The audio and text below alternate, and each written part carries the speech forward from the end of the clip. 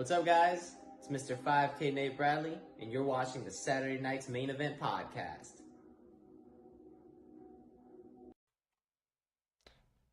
And we are live.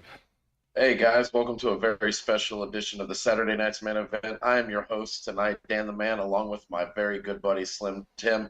And this is an episode that's about 3 months in the making, if I'm right. Ever since I seen this man for the first time at a TASW show back at Conroe Rumble, I told Slim Tim that we had to have this guy on. Time restraints and conflictions, and we finally got him. Tonight, this is your guest, the natural-born Heathen, Jordan Jensen. How are you, buddy? Hey guys, I really appreciate you guys having me on. I know I really appreciate you guys working on my schedule as well. It's not always easy to kind of move things around, especially I'm working 2 jobs and stuff like that. So I really appreciate you guys working with me to make sure that I was able to be comfortable when I came up on this podcast. Thank you guys very much. Oh, absolutely, absolutely. We're just gonna jump straight into this, man. What was your first experiences with pro wrestling? We usually like to ask this question every time. What was your first experience of being a wrestling fan? I've been a lifelong fan. I remember watching like NWA, WCW, like Surfer Sting and Ric Flair and the Four Horsemen. My dad was a big WCW guy, so we were always watching him. Dusty Rhodes. I remember being like extremely captivated by the showmanship of it. You know what I mean? Like when I was little, I wanted to be Surfer Sting for like Halloween, like 4 years in a row. Like I was just wearing tights, and my dad was like painting my face and stuff. I was doing all sorts of crazy stuff. I remember we went to like a Thunder taping or something like that, and my dad painted my face like Crow Sting, and the black didn't come off, so it looked like I had mascara on at school for like 3 days, and I was like I was like 9 years old. So people were like, "Hey man, are you painting your eyes when you go to sleep?" And I was like, "No, man." Like, no.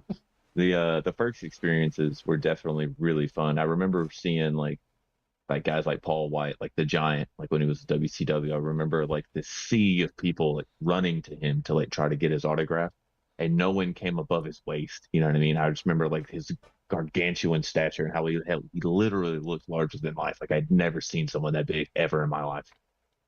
Have you ever met Big Show in person before? Yeah, I've met him. Paul was very decent with his time. He didn't have to give us the time that he did when we were working backstage with him. But he was immediately, like, anytime someone asked him a question, he would immediately turn around, like in his big old suit with his tie, and he would give you 5-10 minutes of his time to answer a question. It was really nice. Very, very personable person. Yeah, he high-fived me at an Autorama show about 5 years ago, and my God, Tim, our hands are this big. His is this. Dude, massive. Well, it looks like Macy Fletcher in the chat said Jordan Jensen is kind of cool.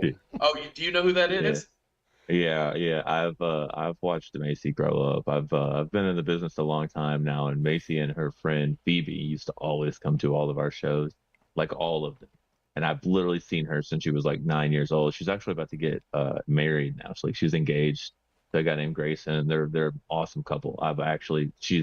She's booed me, she's cheered me, she's thrown stuff at me. I remember I was fortunate enough to win a championship at Hurricane Pro in Beaumont, like my home promotion. Mm-hmm. And she, as soon as the 3 count gets called, and before they even ding the bell, her and Phoebe are just screaming. They're just literally just incomprehensible. Just, so I've known Macy for a really long time.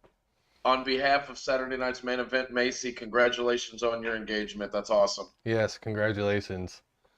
So, getting into the influences, besides Big Show, who else do you like watching if you do watch wrestling? Like currently, or like how is it like progressed? Like both, I guess you want to say both. I think what he means is like who are your influences to get into the business? Sting was like the first guy that I saw that I was like, yo, that's really cool. Like I want to do exactly what he's doing right now. As I grew up, it kind of like, there were shifts from like the golden era to like the new generation with Shawn Michaels and Bret Hart, I think Sting was like really coming up in the heavyweight division in WCW when a lot of that was coming in. Man, it kind of jumped. It's kind of like Sting was like my guy for so long, and then WCW shut down. So I was like trying to find like other things to watch. Obviously, like WWF was like the only other really big show in town that I could watch all the time. And I was seeing like like Jeff Hardy and stuff, like with the painted hair and like the alternative look, you know what I mean? Like jumping off shit because I related to that because he wasn't like Hulk Hogan big or anything. He looked like me. He was like some scrawny kid who was out here living his dream. So Jeff Hardy was really someone that like I saw and I was like, yo, that's really cool. Like what he's doing is different than just the headlocks and the wrist locks and stuff like that. So I really took up to him. When I really started to get into the business and watch it for less as like entertainment and more of like an art style, because those are two different aspects. Like if you can watch both, you can do them at the same time too, you know what I mean? But as far as like an art style, Shawn Michaels was like the guy. Like he's the GOAT. He's like the most well-rounded wrestler. He's not the best talker, he's not the best wrestler, he's not the best entertainer, but to put it in a box, you'll never get anyone better, in my opinion. So Sean was definitely the person. When I was really paying attention to Sean's work, is when I was really like, I'm gonna do this. That's what I'm doing. That's what I'm doing. Yeah, Sean's the GOAT for sure, for sure. I will have to admit, but I grew up with Sting too. Watching him, he's what made me want to become a wrestler at one point. And then I was like, watching them, what they go through, and of course, with everyone that we've had on the show since, too, and with you, the training, what y'all go through on a daily when y'all are in the ring, out of the ring, it's just like, I'm gonna stay my ass at home and have a regular job. Hey man, there is absolutely nothing wrong with that aspect, man. There are people who I've known who have gotten into the business because they thought it was going to be awesome, like they wanted to try it, and then they were like, "Yeah, man, it's not for me." And there's no hate there, you know what I mean? You gave it a shot, you know what I mean? If you tried, then cool. If you saw it and you were like, if you went to like a thing of training and you saw some guys doing it and you were like, nope, that's not gonna be for me. You know what I mean? Like more respect because you at least thought about it rather than just being like, that's fake. I know what they're doing. It's not legitimate. You know what I mean? Like I don't hate anyone who thought about it, wanted to do it, and then took a moment to be like, my health, my family, my safety, all those are a little bit more important to me because those are all in jeopardy when you're a professional wrestler. Oh yeah, because I was telling Dan, I forgot what show we were on, but you know what? I remember it was during when we were interviewing Vinny. I said at one of our shows we're gonna do it live, and we're gonna have somebody on the show. I don't know who it's gonna be yet. We still haven't done the poll. Dan, get ready. But someone's getting a chop. Oh, okay, okay, right on. And more than Slowly likely, got more than likely, it's probably going to be me ended up taking it. But that would be so fun. it's the poll just between you two, so it's just a 50-50 shot. Yeah, it's a 50-50 Pretty shot. much. Pretty much. And I feel like if I'm the one that's having to receive it, they're going to probably have Nate Slater chop me. And that's the part that scares me. Yeah. Yeah, man, Nate is a big, big guy. Just don't get on his bad side, man. Just wait if you do it and he tells you, hey, if you're doing it shirtless, you know what I mean? If he tells you don't flinch, don't flinch. That's all I'm going to tell you, man. It's like just stand there and just. Yeah, that's all you got to do, bro. Like there are plenty of times where like I've wrestled Nate, you know what I mean? I've been fortunate enough to wrestle Nate. Nate's a great guy, but I've literally just been like, I've seen his hand come through, you know what I mean? As soon as he's like, it's just like, you know what I mean? Like just, But luckily, just grit your luckily teeth for and get it. you, luckily for you, you wear that singlet, so you have something at least breaking some of it. It doesn't protect you at all. No. It not. Okay. No, I've wrestled like Nate Bradley. I've wrestled Exodus Prime. I've wrestled Nate Slater. I've wrestled Remedy. It doesn't help at all, brother. Like, Speaking of Exodus Prime, you got to watch the match last week with him and Bradley, right? yeah, absolutely incredible stuff. I remember I was texting the promoter. I was like, "Thanks for making this the main event. 'Cause there's no way anyone else was following this. So it's good that this is the last thing for them to go home on." So Tim unfortunately didn't get to go to that show. I was there. You two sweeted me on the way to the ring, right? So I think I called Tim on the way home and I said, bro, I think you missed the best main event I have ever seen for TASW up to that point. That match was fantastic. Yeah, And I told truly. Nate after the show, I said, look, I hold two matches very near and dear to my heart in this very short era of fandom that I have for TASW. I'm the new guy. I've only been to 3 events, but there's 2 matches. My number one, and it's not just because you're here, it's because I truly mean this, is you versus Nate Bradley at Conroe Rumble. That match, no disrespect to any guys on that card, they couldn't follow what y'all did. That match made me a diehard TASW fan. And number 2, Bradley and Exodus Prime. That match, I feel bad for anybody that wasn't there. Yeah, it was crazy. I was like, I tried after my match, I tried to really hard to like get dressed so I could go watch it because I didn't want to watch it from the monitor. I was like, I want to see from the crowd. You know what I mean? So I was trying to like sit down by Gorilla and like sit behind the first couple seats. And man, they delivered. I knew that they would, but just watching it, I was like, this is incredible. My girlfriend always runs like the merch stands for us and stuff. So I was seeing her and I was like trying to text her to be like, yo, this is incredible. And she like even she like she understands like the artistic value behind it. She's like, this is so insane that like all of these people are getting this level of entertainment for such a price. You know what I mean? Like people complain about the pricing on tickets or food, water, snacks, whatever. And I'm like, there's no way anyone can sit in the crowd tonight and say that they didn't get their money's worth out of Nate Bradley and Exodus Prime. Well, I mean, oh, go ahead, Tim. No, I was gonna say, talking about, the pricing. I mean, I actually think the pricing is fair. I mean, It's great. because I mean, what people need to realize is that it's independent wrestling. It's not like what we talked about in the green room, is it's not when you go to a WWE main event, anything like that, you're paying for the lighting, you're paying for the setup that they have, and then of course you're paying for the name. When it comes to independent wrestling, you're paying for the entertainment.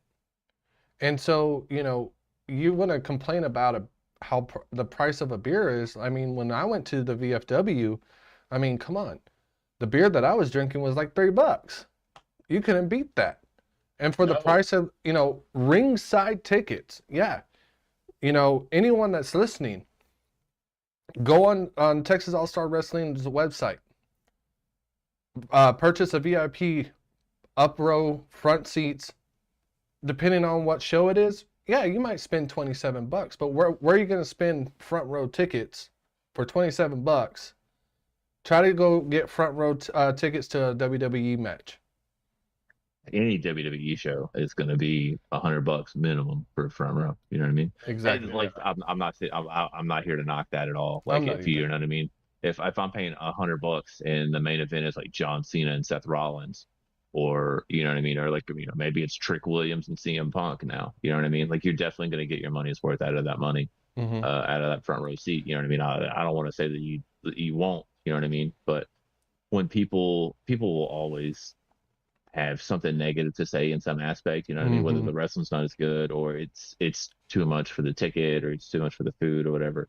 There's no one that went to that show with Exodus Prime and Nate Bradley and said that they didn't get their money's worth out of the entire show or just that match. Like there's no one that can say that. No, I mean, because even with the 2 shows that I've been to, because I missed the last one. Actually, I missed the last 2. But every show that I've gone to, every single person that's came out, that's been on the card, that's been in that ring, has put on one hell of a show. You put on a hell of a show. ENX puts on a hell of a show. Nate Bradley puts on a show. I was in zone between Nate Slater and Nate Bradley. Like I was in it. Like you can't get any personal when you go to these events.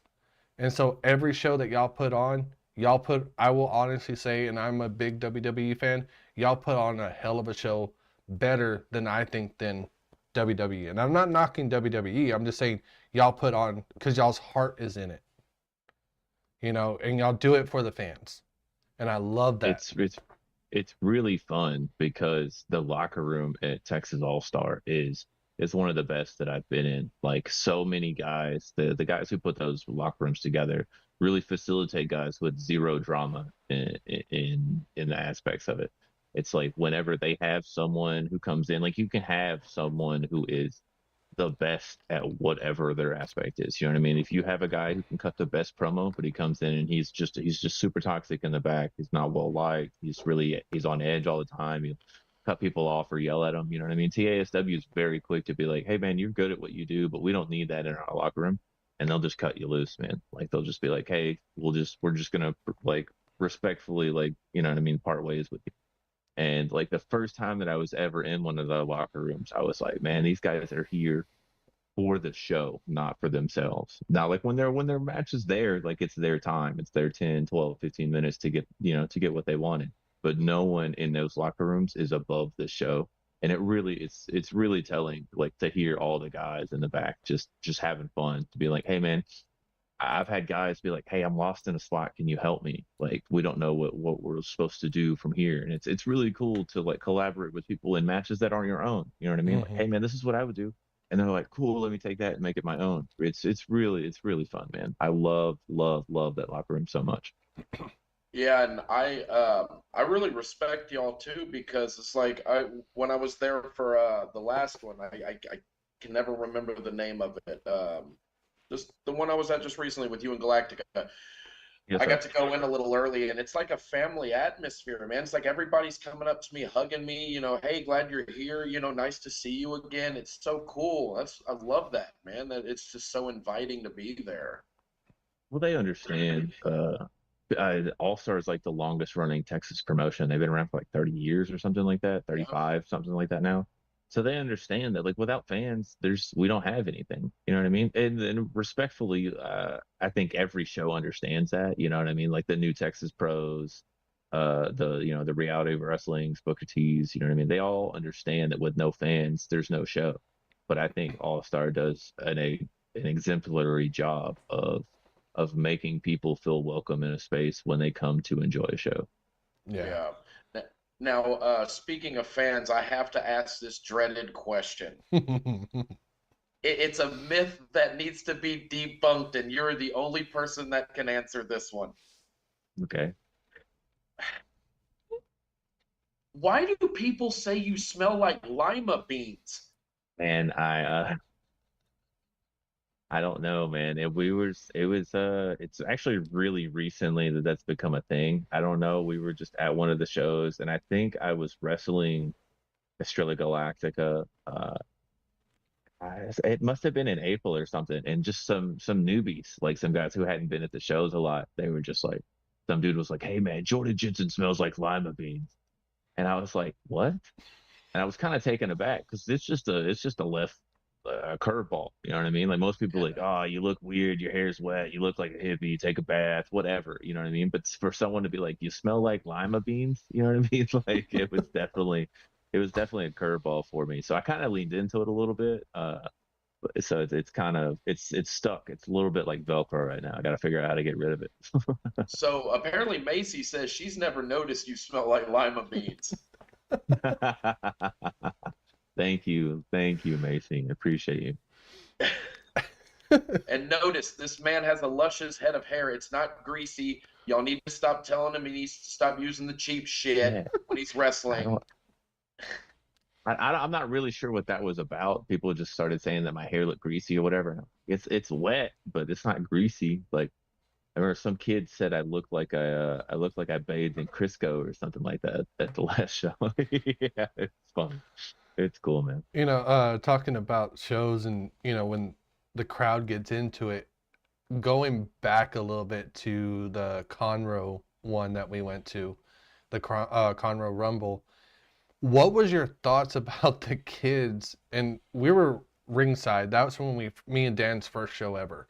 And the kids yelling out Takis. Were you Oh the? yeah, Yeah. one of the guys in the locker room said like, "Hey, there's some kids with some Takis in there, and they're going nuts for them." And I was like, "What?" I didn't really understand, but like when I was making my way to the ring and just talking to some of the fans, I saw some kids and they were just like holding up these bags. And I was like, cool. And what I wanted to do was grab some of them and just shove them in Nate's eyes and then be like, deal with this. But I never got the chance to go and get them from those kids. I'm sure they wouldn't have given them to me anyway. They didn't like me very much. They were giving them out to everyone, but the one that made me laugh the most, that really got into it, was Tamaku. He really got he really got into that. I like how Yeah, he did the wind Tom up, is how he there for the grabbed the. kids. I like how he grabbed the talkie and he went like this, and everybody was going, "Oh, oh!"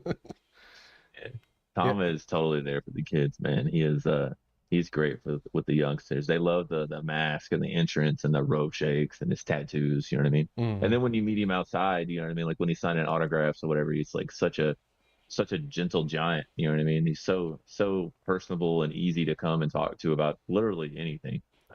Yeah, I knew Tama whenever someone said something about the Takis, that I knew Tama was going to take advantage of that. That's a great moment for those kids for him to come over there and interact with them. yeah. It was one of, I think that was one of the best times, because you do it for the next generation, and then they're the next generation to involve them into that. It's just unbelievable, and that's what I love about Texas All Stars, that y'all involve, and it doesn't matter if you're getting smack talked or you know cheered, or whatever the case may be. Y'all engage, and it's nothing personal. It's just part of the show, and that's what I love about Texas All Star. Yeah, it's the ability to create like a core memory for someone, whether it's like smack talking a kid, you know what I mean, or a parent or a grandparent who brings their child or grandchild to the show, and then you know what I mean, they have that indelible bond. You'll never be able to take that away from those people. Mm-mm. Now I bet those little kids wrote on that for weeks and weeks. Like, man, I had wrestlers eat out of my talkie bags.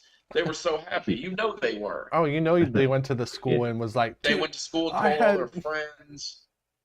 Yep. yeah, that's what you do, man. Like you watch Raw, you watch Monday Nitro, you know what I mean? You go to these shows on the weekends. The first thing you do is like when you go to school and then you start, you know what I mean? Hey man, were you there for this? Did you see this? Like, guess what these guys did at this show? They ate like we were giving them Takis and they were eating it and they were crushing them up and like blowing a smoke in people's face or whatever. You know what I Yeah. mean? Yeah, I loved it. Yeah, that's one thing I do like about the show. So moving forward, I always ask this question just because it's my favorite. Out of three major promotions in the U.S., where would you want to go and why? Whatever are you talking like the big three in Your America, like Yeah. yeah, WWE, your major TNA, and AEW promotions. or something? Mm-hmm. Yeah. Man. I mean, obviously, everyone says the obvious answer for WWE for the paycheck. You know what I mean? Mm-hmm. But you give up your autonomy a little bit when you do that. You know what I mean? Like they want you to come in and be this character and say their lines and get their storylines over. I feel like AEW is right underneath them. But those guys are given more control. You know what I mean? Like Mm-hmm. those guys are going to come in as themselves and are allowed more say so in how they react to whatever storylines are given to them. I have had friends with TNA and ROH and stuff like that have really positive experiences. You know what I mean? So honestly, right now at this point in time, I'd probably say somewhere like TNA, where it's, hey man, we're going to come in and bring you in, whether it's on contract or not. You know what I mean? Like we're going to give you your time, but it's going to be more of like it's going to be more from me instead of just playing the part that's been given to me by some studio exec. You know what I mean? So Mm-hmm. I'd probably say TNA at this point. Now, have you got to do any kind of extras work for in any big promotion that's come to town? Because I know like Bradley did a dark match against Authors of Pain years and years ago and got squashed. And then I've never done any matches or anything like that, but I've done extra work for WWE in the past, just being like guys in the background or guys like Braun Strowman was coming through, like when he was just destroying like the security guys in the back. You know what I mean? Like I know some people have been, they were like the Rosebuds Yeah. when he was coming through. You know, people in hot dog outfits and stuff like that. But yeah, I've only done extra work for WWE a couple times. So it was like late 2000s, early 2010s, like 2009, 2010, 2011 and stuff. Was there one that stuck out more than the rest that you got to do? Not as far as like on screen type stuff or anything like that. Like, you know, most of them was just, I did one where I literally was just standing in the background while like Drew McIntyre and someone else was talking. Um, One of them was like a July 4th food fight or something like that. And so I wasn't even on screen. I just watched people throw like beans and whipped cream pies at each other and stuff like that. So it was fun. It was a good experience, but it's long time ago for sure. Yeah. Wow. Just to be in, you know, backstage of WWE, I think that would be more memorable for me because you know you watched it growing up, and just to be Sure. back there, just be like, I'm actually back here working. You know, you're Yeah, not you get to really kind work. of see the ins and outs. Yeah, so it's like, Yeah. Yeah, it's definitely there's, you know, a WWE show, there's a million ants, you know what I mean? And it's the whole show's the ant pile, you know what I mean? So people are running and bringing stuff to other people, and the show's consistently changing as far as like time cues and stuff like that. Like a match that had 10 minutes now has 8 minutes, or now it has 12 because the previous one went short or something like that. They're trying to fill time, they're trying to extend time. There's a gazillion things going on at a WWE show at any given point, especially when it's televised. Live shows are a little bit more calmed down because there's no time cues or anything like that. You know what I mean? There's no real storylines that they're trying to adhere to. mm, Oh, in the like the overarching sense. Uh, but the live shows, televised shows are definitely really crazy. what other questions you got, Daniel? What are some of your favorite hobbies outside of the ring? Like what do you do when you're not wrestling? I'm a big video game guy. I love uh Xbox, a big Xbox person and play that. Big into art, so I draw, sketch a lot. It's mostly really abstract stuff. A lot of times I'm just literally just drawing just to like help my mind go blank for a little while. Yeah. So I do a lot of that. Big into music. I'm always playing music, like in the shower, in the car, like if we're just chilling, like I'm pretty much always got some sort of tune stuck in my head. So I'm all about some sort of different media going on. Because I know you're a huge Deftones fan, right? Yes, sir. Yeah, And big Deftones guy. exa- Chino Marino is a guy. their first album, Around the Fur, is still their best one. Man, it's a great album. I'm a big Koi no Yokan fan. Everything that they made around like the 2010 mark, I play religiously. Incubus is like my favorite band. I've seen them like 16 times. Nice. I'm huge Incubus fan. So we're actually going to a couple shows this year. Usually my time off, I'll take like a week off and go to Dallas for a week, and then you know some of my other time will be spent for like family things, whether it's like birthdays, anniversaries, holidays, stuff like that. But it really seems like every time I've taken off this year so far, it's either been for wrestling or for a concert. So I'm Were, big live were music you guy. ever were you ever a Under Oath fan? Not like I knew like their commercial hits and stuff like that, but Mhm. they were coming into the scene as I was like going into other avenues. So it's like when I was in like the emo scene or like the screamo scene or whatever was a little bit before that. So I was sort of like I was like Seosin and it's like Say Anything and stuff like that. And like Underoath kind of came out a little bit later, and like they were still really big when I was in high school, but I wasn't really huge into their music. Yeah, they just announced. I'm not the biggest fan of them anymore, but I think my go-to album from them is Reinventing Your Exit. Sure, sure, They classic just album. announced the Reinventing Your Exit 25th anniversary tour where each city they're going to play the entire set. And I don't go to concerts anymore, but I'm like, man, for that I would go. Yeah, Under Oath is like one of my friends' like favorite bands. Uh, and he actually has like their logo tattooed on the back of his neck. That's And awesome. if he goes, I'll probably go with it just to be like, because we're kind of concert buddies. I've dragged him to a couple. He actually took me to my first Gore show. If you guys are familiar with Ooh, Gore, yeah. Do not wear nice yeah, clothes to that show. yeah, dog. We were well, the whole thing. He was like, "Yo, you got to wear white." And so I Yeah. went to like Goodwill and bought all white stuff. And we took pictures like before, we're all nice and clean. And then afterwards, we were just drenched in disgusting. And I remember I went home and took a shower and like there was like dye falling out of my hair and stuff. And it was just like all blue and purple and pink and stuff everywhere. Gore Uh, was fantastic, man. I loved it. It was great. Loved it. yeah, I seen Guar like 20 years ago, man, at Warehouse Live.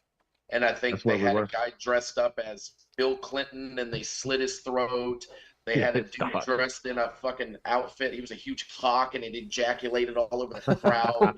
Like, dude, Tim, when I tell you, bro, do not wear nice clothes when you go to a Guar show. I That probably whole will never place go to a is, show, but you hey, should. You should. Not Yeah. Tim, you're not a live music guy. no, I am. The last show that I actually went to, I think it was right after high school. I went to go see Mudvayne, and Okay, Ooh. kill it. and Kill it. I was in a mosh pit, and I went up. There was a big old. He talked to me afterwards because he actually ended up hurting one of my ribs, and he's like, "Man, are you okay? Are you okay? I didn't mean to do that." Because he was doing his thing, and he came around and hit me right in the ribs, but he was a big old Marine guy just having fun, and that was my last rock concert that I went to. The one that I really, really wanted to go to, but at the time, and I think it's still the same way, they still won't come to the US, is Cradle of Filth. No, they come. They were just here a couple months back. They were? Yeah. Back when I was listening to them, they never came to the US. They did not like the US at the time. Yeah. Yeah, they come here often now. Yeah, but that's one concert that I will admit, if I can go see, I would go see it. I loved Cradle of Filth back in the day. I might not look like the guy that would listen to rock. I'm more of a country guy, but yeah, I listened to a lot of rock back then. And so Mudvayne, Cradle of Filth, Slipknot and of course the classic Metallica. I Those got were. I got Slipknot tattooed on me. Metallica is kind of like Metallica and Slipknot are like all kind of like grandfathered in now. You know what I mean? Like they Yeah. were, Metallica was sort of like such a pioneer that they were already like on the like Mount Rushmore of like metal acts for so long because they were just at the forefront of the movement. Hmm. Slipknot, I remember like watching Slipknot like the Wait and Bleed music video on like MTV at like 2:30 in the morning, be like, yo, what is this? This is crazy. Yep. Is So it so is it sad to at the say you time. can call Slipknot dad metal? I mean, I guess now, Corey's got a son that's in a rock band that tours, and they're, you know what I mean? Like, and he Dude, sounds and looks almost exactly like Corey. Vin Well, did. Yeah, they're well, I they're a good mean, group. look at the guy that toured with Jeff Dunham, guitar guy. His son is actually the one of the guitar players in Avenged Sevenfold. Really, I didn't know that. Yeah, That's wild. I went to go see a show in Corpus Christi with Jeff Dunham, and guitar guy came out, and that was his nickname in the show. It was guitar guy, and he mentioned that his son was playing for Avenged Sevenfold, and I was like, no shit. Wow, that's crazy, man. Actually, I know Mudvayne is actually touring with Megadeth later this year. Oh Ooh. yes. Yeah, Oh there's yes. someone else. There's someone else on that show that I was like, yo, that's going to be a good show. But I saw Megadeth in October, and Dave Mustaine is such a weird cat. They're all their music's really angry and fast and loud and stuff like that. But in between songs, he would just be like, "Oh, look at all these beautiful people out here. You're so amazing. Here for the music and the love and the passion and the joy." He's like, anyway, this next song is like death to the matriarchy. And it's just like immediately speed metal, and you know what I mean. So it was definitely a trip watching him just like thrash all this stuff, and then in between be this like old like grandpa type person, really. Cool dude, man. Yeah. Oh, so you're thinking it's Megadeth, Mudvayne, and All That Remains. Yes, sir. That's correct. That's the one. Yeah, a new band. I don't know. I'm sure you've heard them, but have you ever heard of a band called Spirit Box? Yes, sir. Yeah, I think they were actually at the festival that I went to in October in California. I don't remember checking out their set. It's just possible that we heard some of it, but I'm not familiar with most of their music. Yeah, they're good. Now, a question I wanted to ask you at the beginning: you're not local to Houston, right? You live in Dallas. No, sir. I live in Beaumont. I live a little bit That's east it. of Houston. Yeah. That, Yeah, I that's lived it. in Dallas for a number of years when I was like really trying to get my name out into the business, and I never changed my Facebook. I'm not worried about it. Yeah, you're Honestly, it keeps because some of the fans out there are real creepy, so it just keeps people at like an arm's length to where I can kind of protect myself and still have like a normal life a little bit. You know what I mean? yeah. Especially when you go to the store and they're like, "I know you." Yeah, I know. We know the feeling.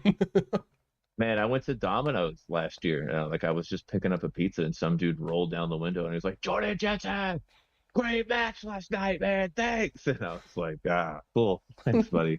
Glad you had a good time."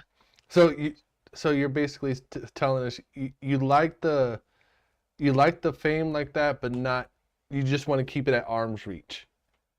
No, it's like I mean, most of the time, most of the fans are really cool. Like you guys have been great. You know what I mean? Like when I saw you guys after the Conroe show, and you guys were like, "Yo, man, great match." You know what I mean? Like Hmm. that enthusiasm and that passion is always appreciated. It's respected because Hmm. we're putting our bodies on the line here for you. You know what I mean? Hmm. To know that you enjoyed it, it's like it's the best compliment that we could ask for. You know what I mean? But there are some people who definitely take that too far as like being friends on Facebook or like trying to elicit other things from you that aren't in this realm. You know what I mean? Like Hmm. there are people that I've met through wrestling who have been fans who I play Xbox with every once in a while or whatever. You know what I mean? And then there are fans who have definitely taken that too far. Some have like wanted me to come to their house and drink with them, and I'm like, and I don't know you like that. You know what I mean? I'm not saying that we can't chop it up after a show or like like there have been times where fans have bought food or drinks or something like that for us at bars, and you know what I mean. Like we'll chop it up, absolutely. You know what I mean? But there are just some fans that definitely cross the line sometimes. So I've always tried to just use the social media that I use to just keep people at arm's reach a little bit. Yeah, because I know it Yeah, was for kind of sure. hard for me to find a good picture of you to put up on our intro video. Because I went to I'm sorry. I went to Facebook and I was like, wait, I think he told us not too long ago that he's only on Instagram. So I went to your Instagram and I was like, there's not a good picture. I need a good one. Yeah. Yeah, sorry about that, man. I don't post as much as I should probably. Like guys like Nate who are all posting like his workout regimes and like every show that he's on, you know what I mean? I'm not that guy. It's all right. It's good. We got one finally, but no. Um, so what are your future plans with Texas All Star Wrestling going forward? Uh, Texas All Star is not like really my home promotion. Like there's a promotion here in Beaumont where I live called Hurricane Pro. And that's we've kind of been going through like a defunct year because most of the times we'll have shows monthly. It's just with the cavalcade of life, really, man, just everything that's been going on. We've kind of put the brakes on these shows over here. So it really helped because I was taking a break from Hurricane, and as soon as I kind of put that out into the universe, the promoters over at All Star were like, "Hey, man, like you've been great every time you came through. Like we want to use you a lot. Do you have like all these dates open?" And I was like, "Yeah, man, like whatever you've got, I'll work through as long as it's open." And they've been fantastic to me. So as many shows as they want me to be on, I'll wrestle for TASW anytime that they want it, man. The promoters are great to the boys, the fans are great to us. We try to be great to everyone. You know what I mean? So I have absolutely nothing but glowing positive love for All Star Wrestling. They're fantastic. I love them. So Jessica G in the chat says, "What's the craziest thing what's the craziest thing you've had happen due to a fan? I guess maybe in the ring. Have you ever had any weird fans try to like grab you or I think that's what she's trying to go with. Uh, Nothing. I've never really had anything as far as like in the ring happen. I've had people like throw things, whether it's like an empty water bottle or a cup or something like that, or you know what I mean. I haven't really had people cross any sort of boundary while I'm in the ring, but I have had people like try to approach me outside of it and then ask for like personal information or like they wanted to come to my birthday party and stuff like that. It's like we don't really know each other like that, my man. Like this is like a family event, you know what I mean? I had a lady who was in her she was in her late 60s and she knew my girlfriend's mother at the time. Like they knew each other and that's how she ended up coming to the show. She wanted to be romantically involved is the words that I'll use. Yeah, yeah. She was Oh, in her Wow. yeah. And what? I was like, ma'am, I don't know what impression I've given you that says that we should go down this road, but we're not doing that. Like that's not happening. Now this is the 60-year-old woman. Yeah, yeah. She was 68 at the time. Yeah. Woo! Yeah, that definitely takes the cake as far as like that's when I really started to like separate. I tried to separate wrestling and like real life a little bit. You know what I mean? Because this person knew me outside of wrestling. You know what I mean? They probably could have tracked me down if they really wanted to. Yeah. Mm, Now I know you play from what I've seen of you in TASW, you're the heel. Now, in your home promotion, Hurricane Pro, are you a face or are you still a heel? For a long time, I was a big baby face. I was the white meat cheer for me good guy. You know what I mean? It wasn't until recently, I'd say like the last like 2 years, that I was able to just be like, hey man, I'm tired of this. I want to do something different. You know what I mean? We've got the way our shows were set up and who we were bringing in at the time. I was like, we need another good, consistent heel. I was like, let me be that guy. And I actually worked a program with Tamaku, and we were actually having a lot of fun together because he's such a great face. The foil that I was able to work with him, and then just be like this kind of like little chicken shit heel type guy. You know what I mean? I was just able to like kind of really relish that role and like get under his skin as much as I could. It was a great time, man. So I'm I'll whatever the promotion needs, I'll do my best at. Don't get me wrong, but right now I'm healing it up and I'm having a great time. Yes, I, because it's so funny watching you walk around ringside and like you'll too sweet me every time, but like you'll look at somebody and be like, "Ugh, ugh." It's the greatest fucking thing. I get a kick out of it every time I see when you come out. I love it. Yeah, my current thing really is just calling people nerds. You know what I Yes. mean? Like they'll start talking to me and I'll be like, nerds. Like, Is that what you were shouting out at taking care of yeah, business? Okay, yeah. okay. Nerds. Yeah.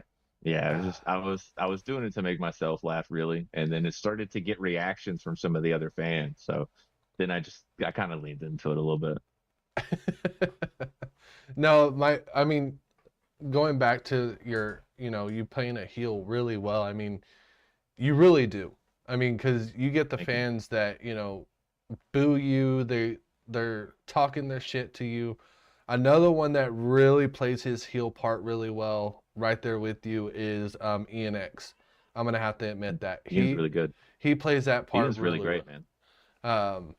Me and Dan laugh every time he comes out because it's if no one knows him outside of TSAW, you wouldn't get what we're talking about, but us three do. And so to see him do his part as Ian X, love it. Love it. I love the character that he plays. I love the way that he, gets mad because something didn't go his way and he goes, I'm going to go back and do my homework. You do that, brother. I remember a buddy of mine who was in the business but has since removed. He came with like another one of his friends, and he's like, "Hey man, we're gonna come support one of the All Star shows." This was like a couple of years ago now, and it was like Ian's like third or fourth match or something like that. And I was like, I remember watching it being like, I was texting my buddy and I was like, yo, this guy's really good. Like, this is his rookie year. This is like, this is his fourth match or whatever it is. And I remember like, he approached him afterwards and he was like, man, like for your fourth match ever, he's like, you have something that not a lot of people have. You know what I mean? Yeah. Whether it's his ability to balance his charisma I think what he's really best at is he's insanely crisp in the ring, whether it's hitting the moves, being in the right spots, you know what I mean, the drop kicks, the strikes, the punches, all that. He is insanely crisp. So I think he has a very, very bright future. And I know, he's had a lot of success, but he's still really, really young. Yeah, I can see him going far. I really do. I agree. All right, now before we continue, just want to take a quick second, guys. Whoever's watching, please like, share, subscribe. Just hit that subscribe button. Get us out here. Just cheat pop really quick. But hey, Tim, I want to give you the floor to ask him a very special question from a very special friend of ours that he may know. Sorry, I have to get my composure for this one. Yeah, it's an odd question, so that's why we're kind of giggling about it. But So you do you know got to him. tell him who it's from. So this is from Ryan Russell. Yeah. He's already laughing. So All right. sorry. All right. He messaged Dan the other day to say for me to ask you this. So how was it in one of your matches that you had to eat ass? And that is coming from him. He sent me that to ask you because he knew you were going to be on. Russell the trickster is I love Russell to death, man. He's such a good guy. It's really funny, man. Like there are people that you meet in the business who you mesh with, who you rub shoulders with, who you're cool with. You know what I mean? Like guys who you can be in a locker room with, who you just have a good time while you're there with. Russell's not one of those guys. Like as soon as I met Russell, it was like it was like a piece of me that I had missed. Like we instantly were on the same page. Like someone I had never met, never spoken with in my life. And the promoters were like, all right, it's you two. And then we started speaking to each other and like understanding that we were already on the same page. We didn't have to get there. We knew what the other person needed to succeed in the match. You know what I mean? And it's so crazy. As soon as that happened, we were like kindred spirits, man. So we wrestled at the All Star Arena at the Cypress, the VFW, and we had a fantastic match. We had nothing but praise from the promoters and the boys. So All Star runs these shows at the Traders Village, like flea markets and stuff like that, and they're always a great time. So they had one. They had one where it was me and Russell and Nate Bradley when Nate was still coming up at All Star before he was like the top dog that he is now. And he was like, "Hey man, got this idea," and I was like, "I don't want to do any of that, man. I don't want to do any of that." And it ended up happening, and it just, man, I remember everyone in the crowd laughing at what happened. You know what I mean? Because basically, what happened is I got a tilt-a-whirl head scissors right between someone's butt cheeks. This what happened, and and the crowd loved it. And I remember like laying on the ground, being like, "I just did that. I just did that. Are you laughing?" Oh, okay, all right.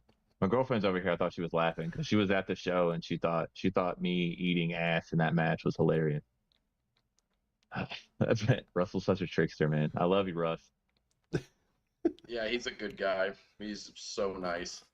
Yeah, I even told Dan at the time when Ryan sent that, he was like, "Hey, Ryan wants you to ask this," and I was like, "Dude, that's like an embarrassing question, man." Like,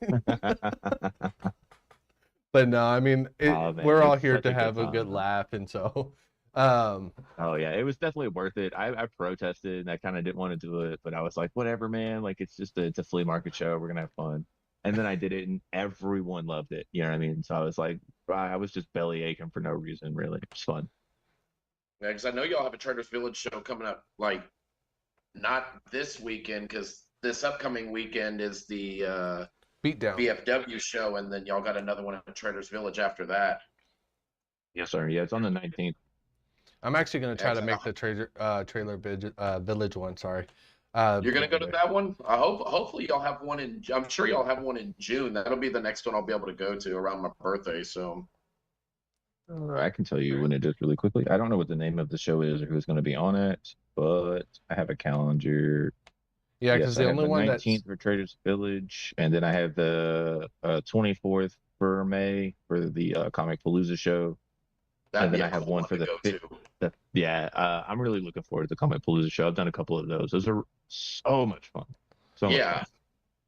fun. The show I have for June for All Stars so far is the 15th. I don't know if they have any other ones, but that's the only one I've been contacted for. Yes, I'll be there that night.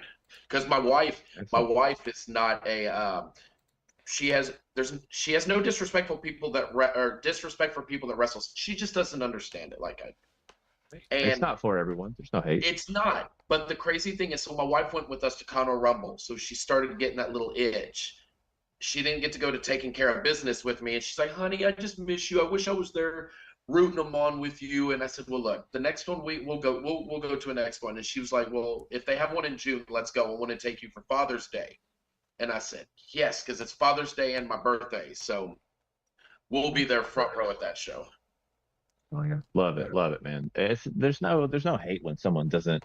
I don't want to say doesn't get wrestling. It's not everyone's cup of tea. Like I understand, but it's just when a 2 hour wrestling program is done correctly, it can be the best entertainment you can ask for. It can have drama, it'll have action, it can have comedy, it can have everything. You know what I mean? So there's no reason why people shouldn't give it a shot. If you're watching movies or TV shows, there's no reason you can't allow yourself to watch wrestling and have a good time. If it's not for you, I understand. It's like I don't like rom-coms a whole lot, but there are some that I enjoy. You know what I mean? For the most part, I'm not a horror guy, but there are some horror movies that I really like. You know what I mean?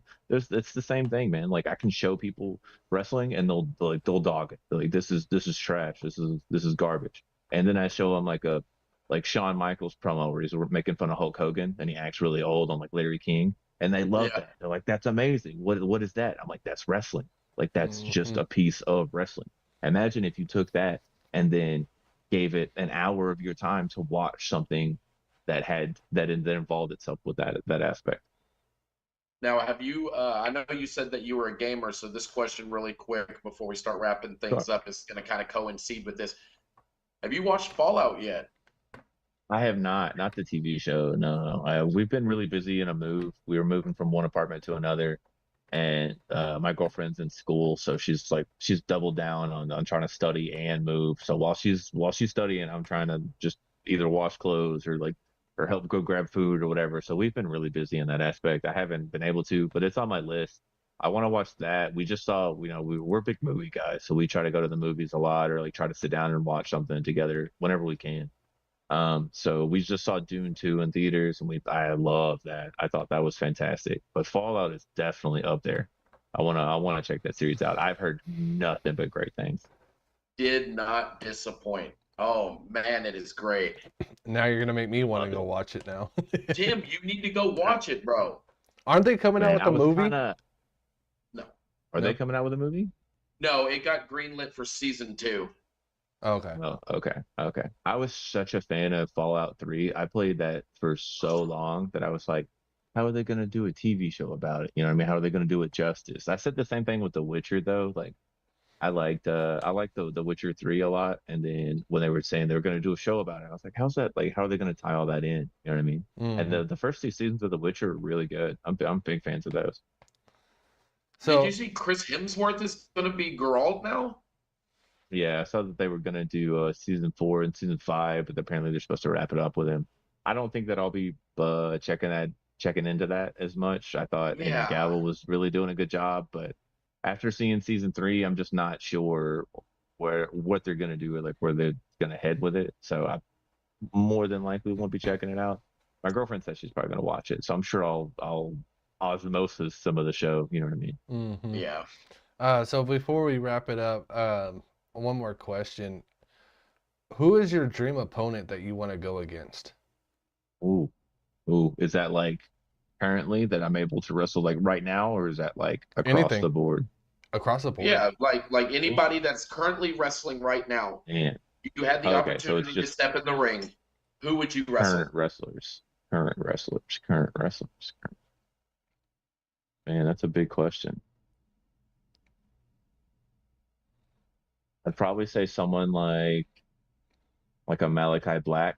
I feel like when I Okay. watch Malachi, I feel more more of the artistic side of wrestling. Like he's very much a showman of the overall aspect of it, not Hmm. just hey, here's an entrance, here's a match, here's an exit. It's all like the entire thing can be one huge moment together. And I really appreciate that. I like that a lot. I like the way that he wrestles, the very Muay Thai karate style striking and stuff like that. I like to try and incorporate some of that into my matches as well. So I'd probably hit someone like that as like number one that I haven't gotten to wrestle or something like that. You know what I mean? That's Mhm. probably my guy. Yeah, that's a good pick. He's always been one of my favorites. It's just too bad AEW doesn't give him singles matches. Hey man, we don't hold the cards. You know what I mean? I'd love to see him featured every week, and I'd like to see him, you know what I mean, have the matches with the MJFs and the Jay Whites. I think Malachi and Jay White. Jay White's another one. I've thought Jay White was probably before he sold. I say sold before he signed with AEW. I thought he was the best wrestler on the planet, man. Like when he was Yep. IWGP champ, he was putting on crazy good matches with guys like Tomohiro Ishii. And Mhm. then, yeah, I mean, obviously his matches with Okada are legendary. Some of his stuff with Kenny Omega when he was coming up was fantastic. The matches he had with Kota Ibushi were fantastic. I mean, just such a prodigy of the game. Well, I Mhm. love that you say that. I got something New Japan I want to show you really quick. Oh Okay. yeah. Oh man. Here we go. He's going to go get it. New Japan is like the promotion that I've wanted to wrestle for 15 And years, man. and I see a lot of wrestlers like who's the one that just came from New Japan that just came to WWE for the Bloodline? Um Oh, Tomatonga. yeah, Tamatanga. I mean, seeing these guys just come from New Japan and learn their style of wrestling to bring it over to the US, it's just totally fascinating for me because I mean, look at Finn Balor, same thing, you know. And so just seeing them come from there to here and then see where they're at now in current, it's just unbelievable. Think some guys are able to hell yeah, that's rad, dog. Some guys are able to turn the page, so to speak, as far as being able to work the different styles because New Japan style is not WWE style. You know what I No. mean? And there's no hate on any of that. It's just the market that you're wrestling in, who's partaking the product that you're putting out, right? New Hmm. Japan's very much a purist company. You know what I mean? Like they're trying to break out and be more sports entertainment or however you want to label that. But I mean, for decades now, they've just been just straight up wrestling. Like we're not gonna be crazy with the production values, the Tokyo Dome shows and stuff being what they are. But I mean, most of the time, like they're just like, here's a ring, here's a light, here's a camera, put it on. You know what I mean? And so some of the matches you get like with the Will Ospreay and Shingo Takagi's Best of Super Juniors from like 2015 or 2016, one of the best matches I've ever seen. So insane. I mean, like Kenny Omega and Kazuchika Okada, like some of their matches have been in Hmm. just wild, man. So good. Hmm.